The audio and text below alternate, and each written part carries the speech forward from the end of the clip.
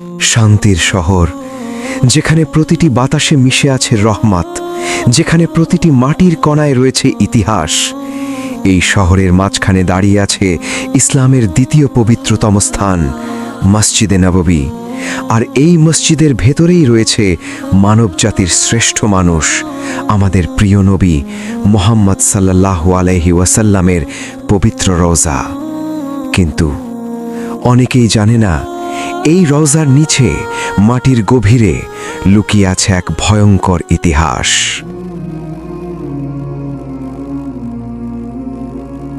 সময়টা বহু বছর আগে। মদিনা তখন শান্ত, মানুষ তাদের স্বাভাবিক জীবনে ব্যস্ত। কেউ কল্পনাও করতে পারেনি একটি ভয়ঙ্কর পরিকল্পনা ধীরে ধীরে বাস্তব হতে যাচ্ছে।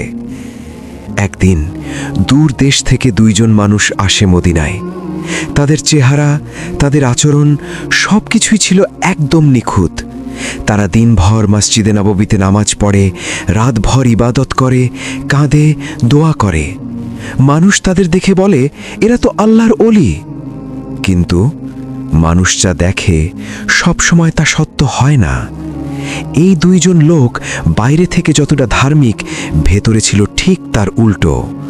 তাদের হৃদয়ে ছিল এক ভয়ঙ্কর উদ্দেশ্য, একটি এমন কাজ যা শুনলে শরীর কেঁপে ওঠে।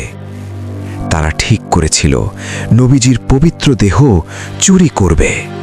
হ্যাঁ, তুমি ঠিকই শুনছ, ইসলামের সবচেয়ে পবিত্র স্থান থেকে, নবীজির রওজা থেকে। কিন্তু এটা কি এত সহজ? না, তাই তারা বেছে নেয় এক ভয়ঙ্কর উপায়। প্রতিদিন রাতের গভীরে, যখন পুরো মদিনা ঘুমিয়ে পড়ে, যখন চারপাশে নেমে আসে নিস্তব্ধতা, তখন তারা তাদের ঘরের দরজা বন্ধ করে আর শুরু করে মাটি খোঁড়া।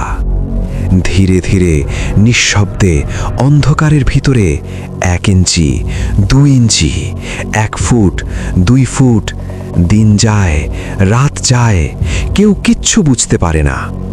তারা একটি গোপন সুড়ঙ্গ বানাতে থাকে, যা ধীরে ধীরে এগিয়ে যায় একটি নির্দিষ্ট লক্ষ্যকে কেন্দ্র করে, মসজিদে নববী আর তার ভেতরের পবিত্র রওজা। মাসের পর মাস এই কাজ চলতে থাকে। তাদের শরীর ক্লান্ত হয়, কিন্তু তারা থামে না, কারণ তাদের লক্ষ্য অত্যন্ত ভয়ঙ্কর। এদিকে মদিনার মানুষ কিছুই টের পায় না, সব কিছু স্বাভাবিক। নামাজ, আজান, দোয়া সব কিছু আগের মতোই চলছে। কিন্তু এক রাতে ঘটে যায় এমন কিছু যা বদলে দেয় পুরো ঘটনা। মদিনার শাসক, ইসলামের খালিফা নুরুদ্দিন মাহমুদ জাঙ্গি, তিনি হঠাৎ স্বপ্ন দেখেন। স্বপ্নে তিনি দেখেন নবীজি সাল্লাল্লাহু আলাইহি ওয়াসাল্লাম তার সামনে দাঁড়িয়ে আছেন। তার চেহারায় দুশ্চিন্তা। তিনি বলেন, আমাকে বাঁচাও, দুইজন লোক আমাকে কষ্ট দিচ্ছে। খলিফার ঘুম ভেঙে যায়, তার শরীর কেঁপে থাকে। তিনি বুঝতে পারেন এটা কোনো সাধারণ স্বপ্ন না।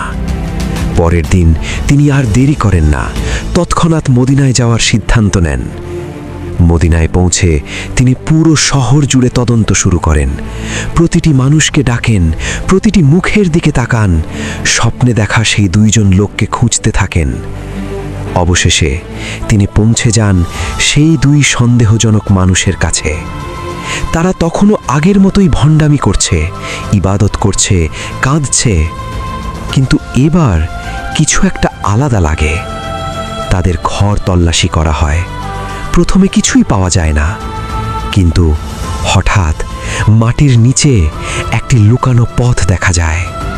মাটি সরানো হয়, আর তখন সবার সামনে প্রকাশ পায় এক ভয়ঙ্কর সত্য, একটি সুড়ঙ্গ যা সোজা গিয়ে শেষ হয়েছে নবীজির রওজার নিচে।